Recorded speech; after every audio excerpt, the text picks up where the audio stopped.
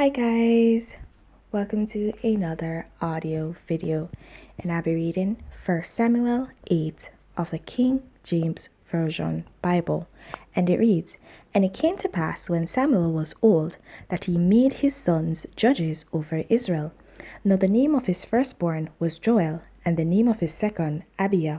They were judges in Beersheba. And his sons walked not in his ways, but turned aside after lucre, and took bribes, and perverted judgment. Then all the elders of Israel gathered themselves together, and came to Samuel unto Ramah, and said unto him, Behold, thou art old, and thy sons walk not in thy ways. Now make us a king to judge us like all the nations. But the thing displeased Samuel when they said, Give us a king to judge us. And Samuel prayed unto the Lord.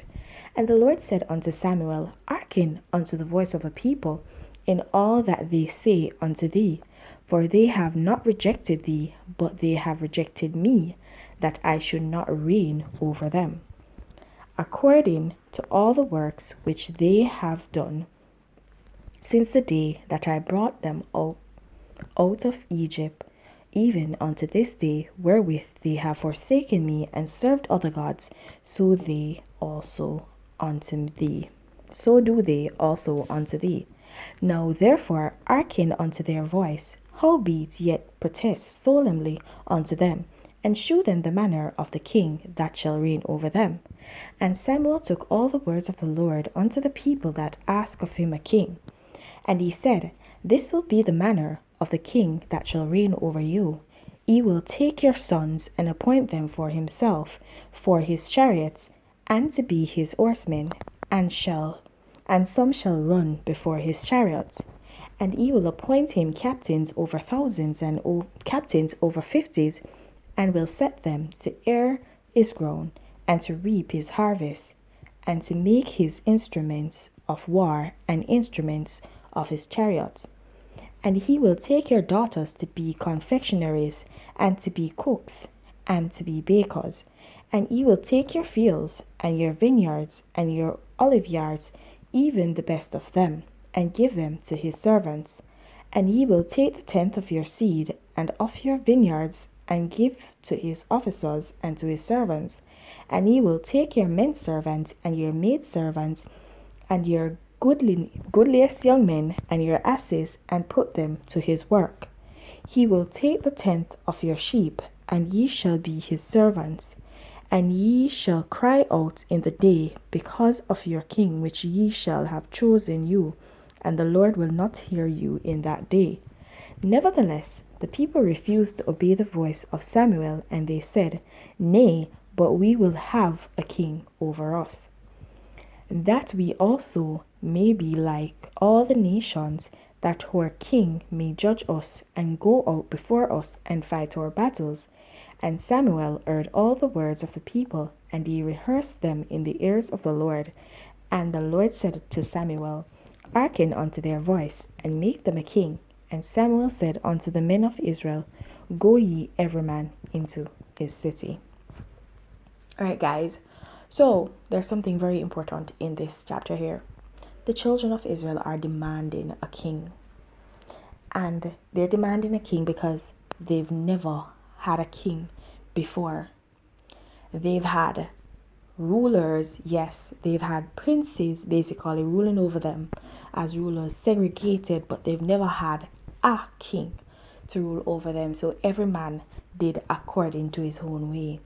And so they were thinking to themselves, okay, all these nations that have always come against us, that we have to call on the Lord for his assistance, they've had kings.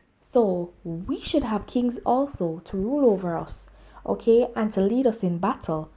And I think that will make us a strong nation, because that's what happens with all these nations we've seen, okay? We should have a king also. But that was not the intent of the Lord. The Lord had ordained things the way he had intended, but they do not want that. They want to do as the other nations are doing. And so what happened is that Samuel is advising them against it and telling them what will actually occur once a man is placed over them as king.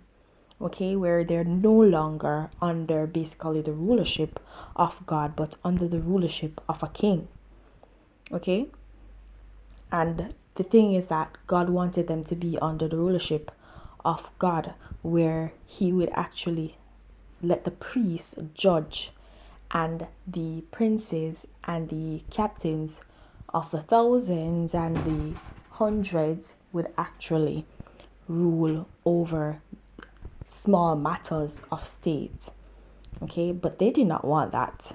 And so Samuel advised them, but they still are insistent that they need a king for themselves. So the Lord told Samuel to hearken unto them, to listen to them. That's what hearken means, to listen to them and actually do as they say.